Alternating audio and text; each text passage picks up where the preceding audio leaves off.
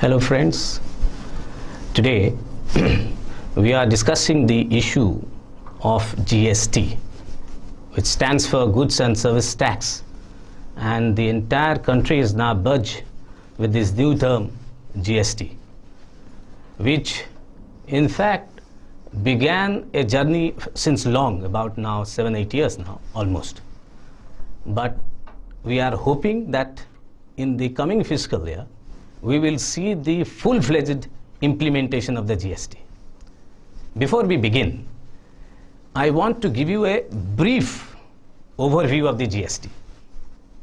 GST seeks to achieve the simplified indirect tax regime similar to that of the VAT regime.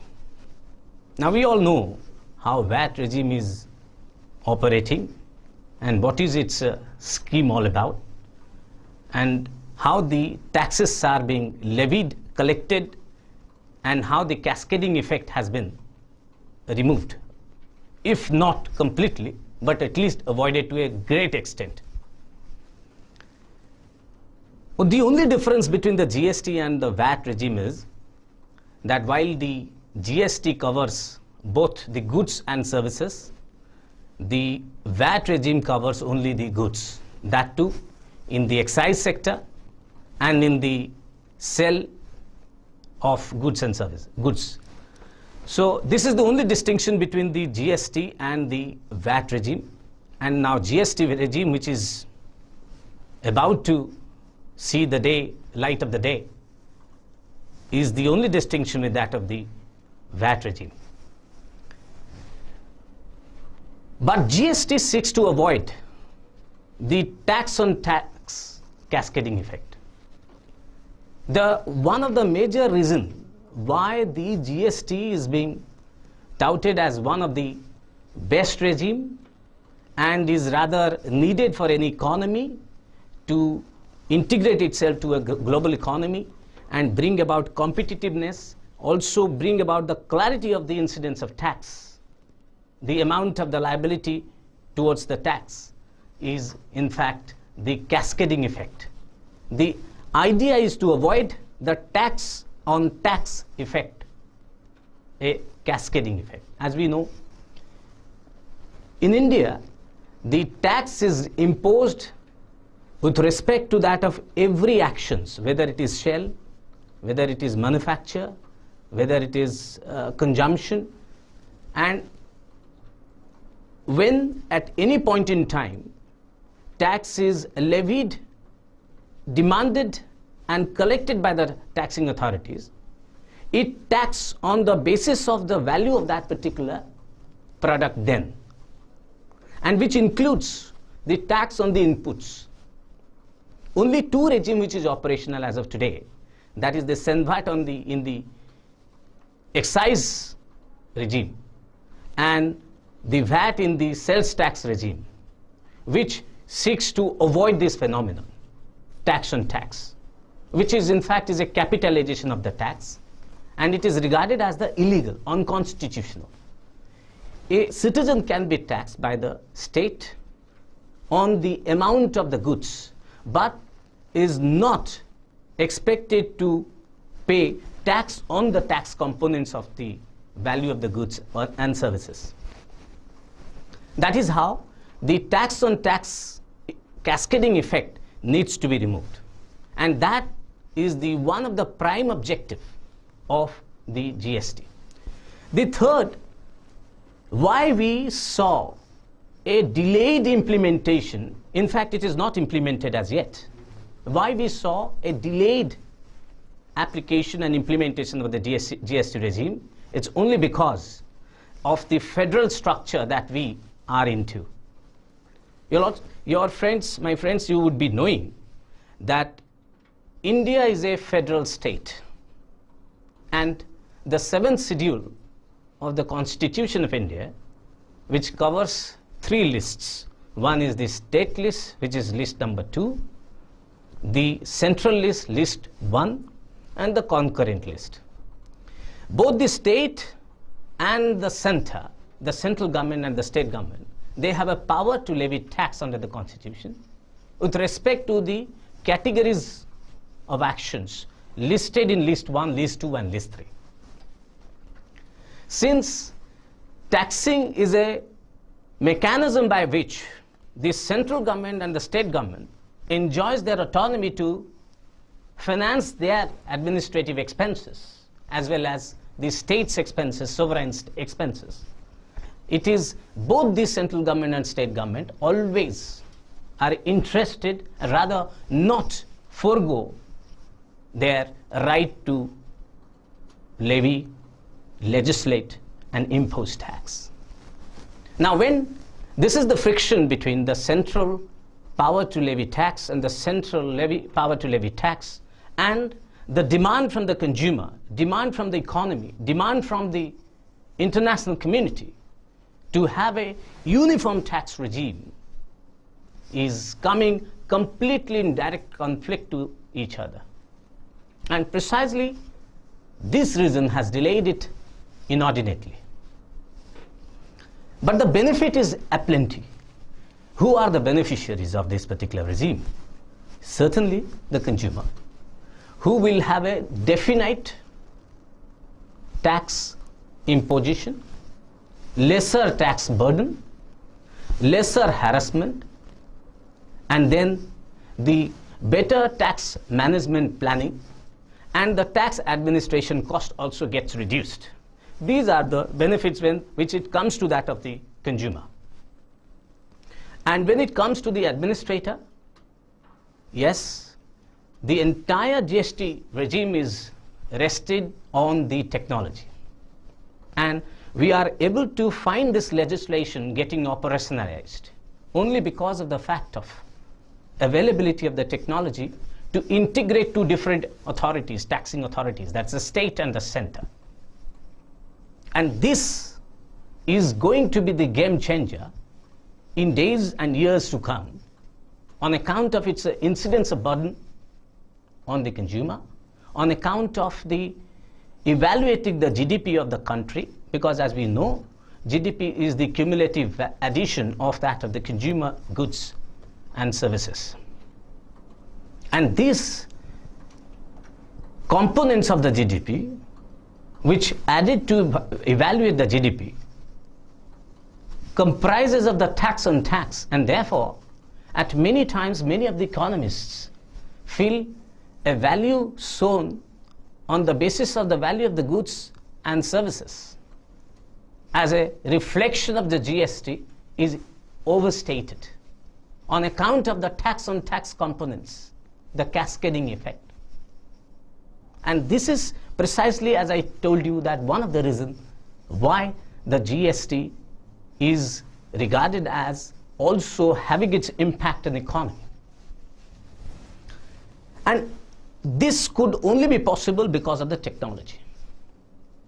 And another important aspect is the GST is resting on the incidence of supply.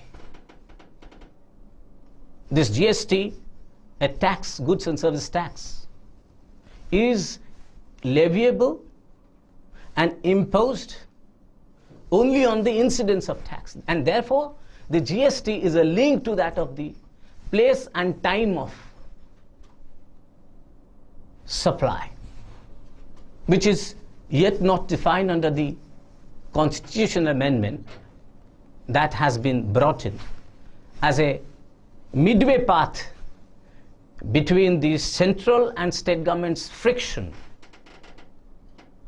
to bring about this particular tax regime.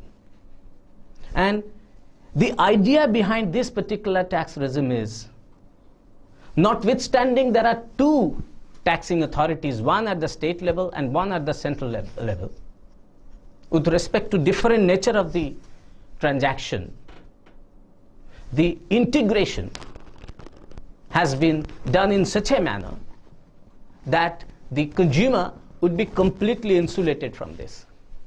So, in other words, it has a benefit to the consumer, it has a benefit to the economy in terms of reflecting the actual GDP value, in terms of making Indian consumer goods and services internationally competitive, making the Indian economy truly integrated to that of the global economy, being a member of the and community of that of the global commercial partner of the world.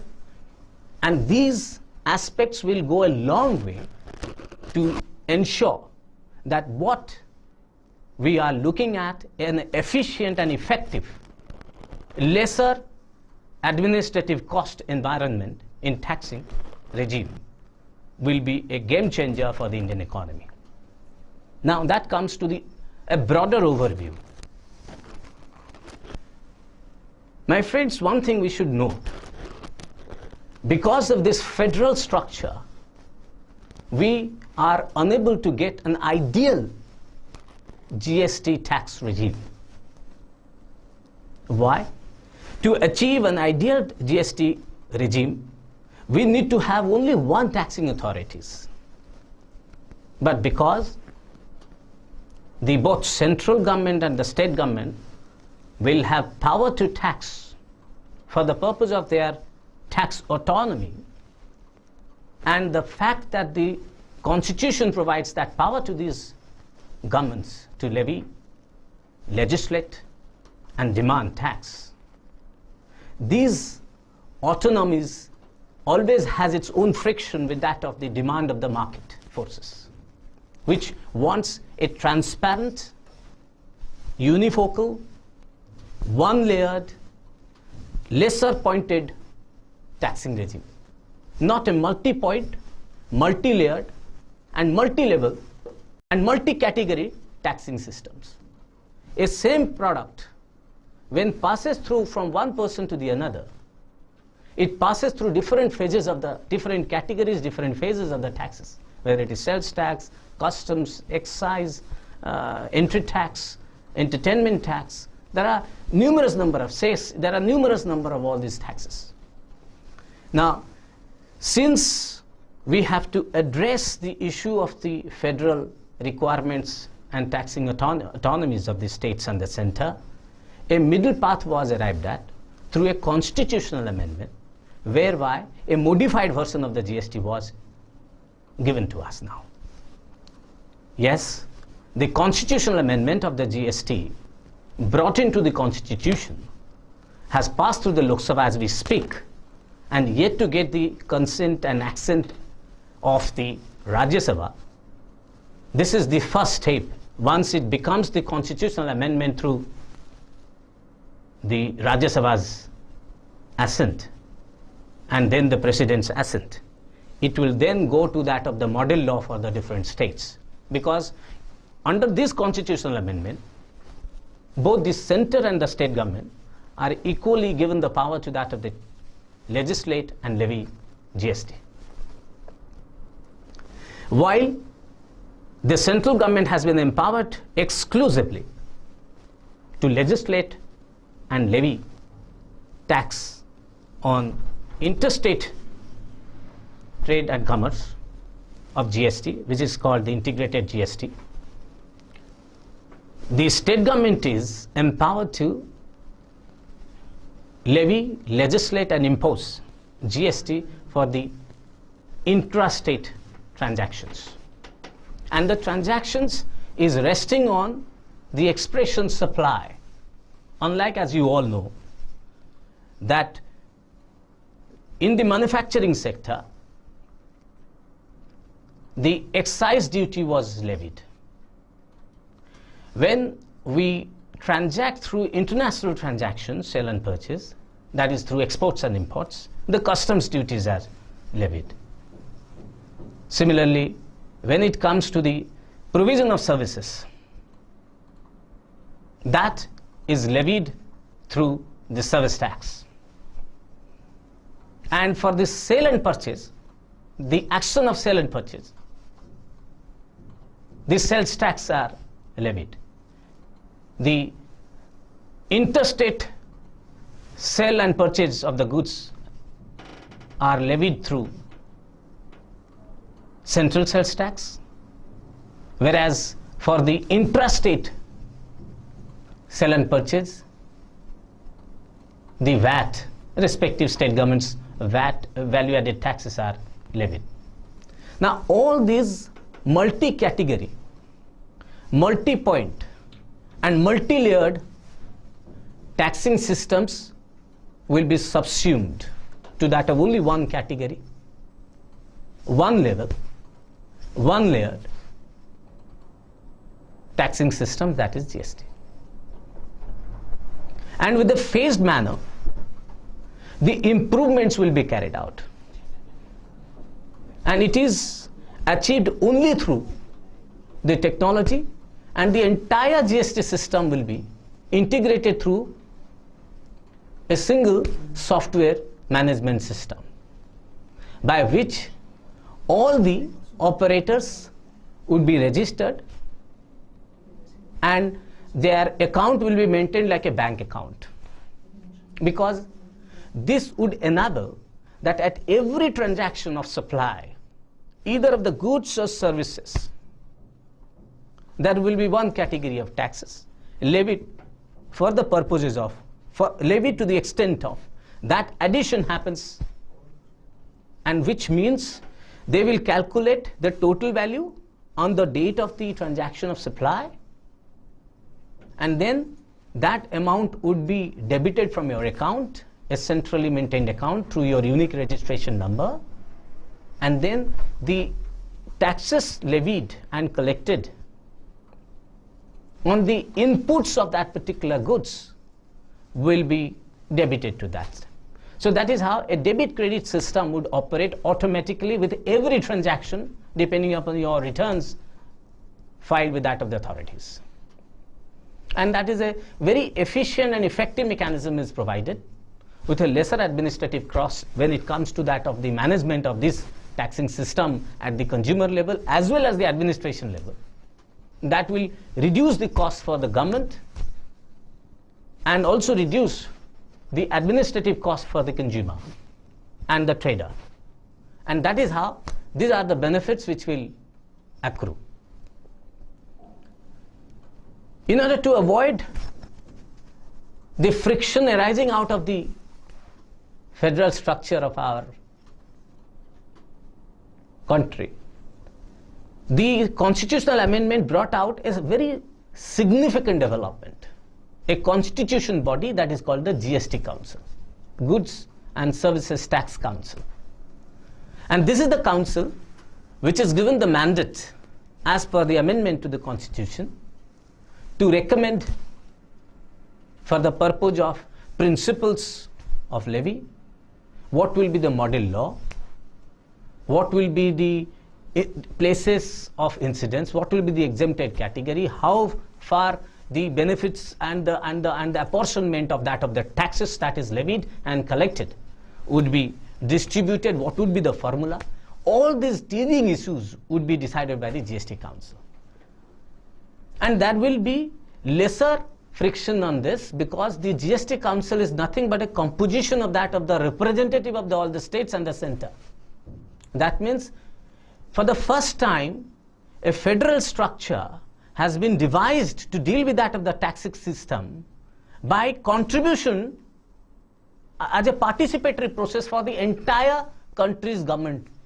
All the federal government and the central government would be sitting together in the form of a GST Council and will decide the issues there. And they will decide the issue on the basis of the majority, 3/4 of majority, weighted average majority. And that is found to be a better idea to deal with that of avoiding any friction with that of the state governments and the central government, and also any teething problem that may arise out of it. So therefore this is a arrangement, a medium path arrangement to achieve the desired objective. And that is, I think, will be the key to avoid any future discrepancies and differences. And all the differences between the central government or the state government or the central two state governments or whatever differences between them will be decided by the GST Council. And this is a perfect example of how the political class came together and found out a solution far beyond the polity to meet the demands of the people of the country to have a transparent taxing regime, less oppressive, lesser harassed, lesser cost administered regime. And it can achieve international competitiveness should we be able to get this thing going. Friends, as we know that the intrastate transactions of supply, which is yet to be defined, because supply is the catchword. It's in fact is the most significant word in the entire GST system, because the very incidence and the very liability will accrue from that definition and the principles of the supply. As we know, manufacture, the expression manufacture, production, which holds the key for the incidence of liability under the excise regime, excise tax. And similarly, the sale and purchase under the sales tax. These are the expression which holds the extreme significance for the purpose of liability of tax, leviability of tax, collectability, demand of tax. Same way, supply is the catchword under the GST. We may have discussed about the background of the GST. We may have discussed about the urgency of the GST. We may have discussed about the importance of the GST to all of us. But when it comes to that of the practical applicability of the GST, that will revolve on one expression. That's the key. And that is supply. And remember, as this particular act will see the light of the day with the subsumption of taxes like excise tax, sales tax, entry tax, cess, etc. will be subsumed to that of the GST. All the older acts will go. Only this new act will operate with a simplified version and application.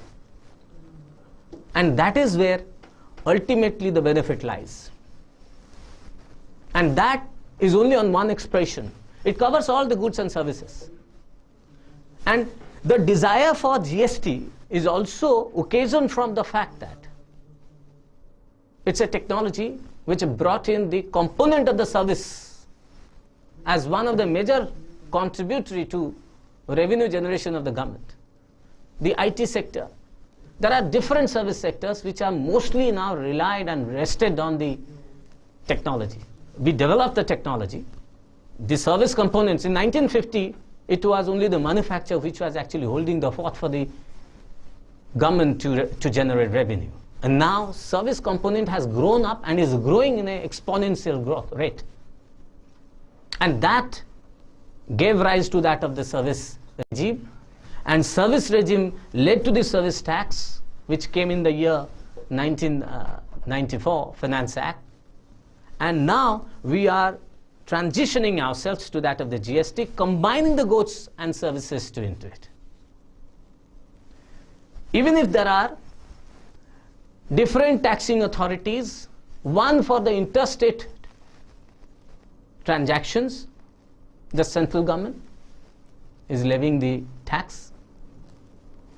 The intrastate transactions of supply of the goods and services will levy the tax by the local taxing authorities.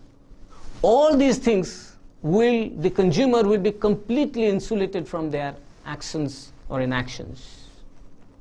It will all be in an act of integration will operate, and automatic apportionment will happen. And that will lessen the burden at every stages of administration, governance, trade, commerce, applications, including the college student, teachers, professors, who would be perhaps teaching or reading or studying or lecturing on this subject. from all possible angles, the GST is going to be the game changer. And that, according to me, is the most significant. As I have told you, the concept of, therefore the three important concepts for you to understand, which though in my discussions I have already given light on them. One is the concept of the federal structure. As I told you, there is a state, there is a central government, and they operate with their sphere of activity in legislation, in application, in administration, in governance. That is the concept of federalism. Then the concept of the cascading effect, multi-point tax on tax cascading effect. And remember, the tax on tax is a illegal action. But on account of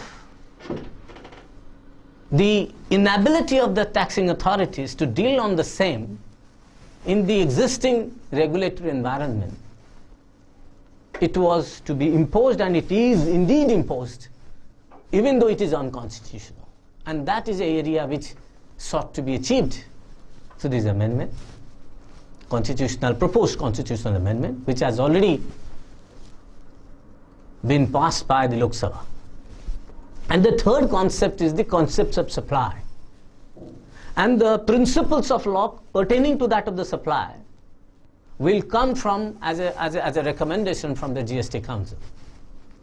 GST Council today has not come into operation because it is the proposal. It is a constitutional amendment proposed. Today, the empowered committee, which will ultimately become the GST Council, are in operation. And that is how the benefits will flow in, opportunities will gather for the both practitioners, the business community, and that. So these are the benefits which is about to come, and we will surely participate in a constructive manner to embrace this new environment of law, regulation, administration, perhaps with far better efficiency. Thank you so much.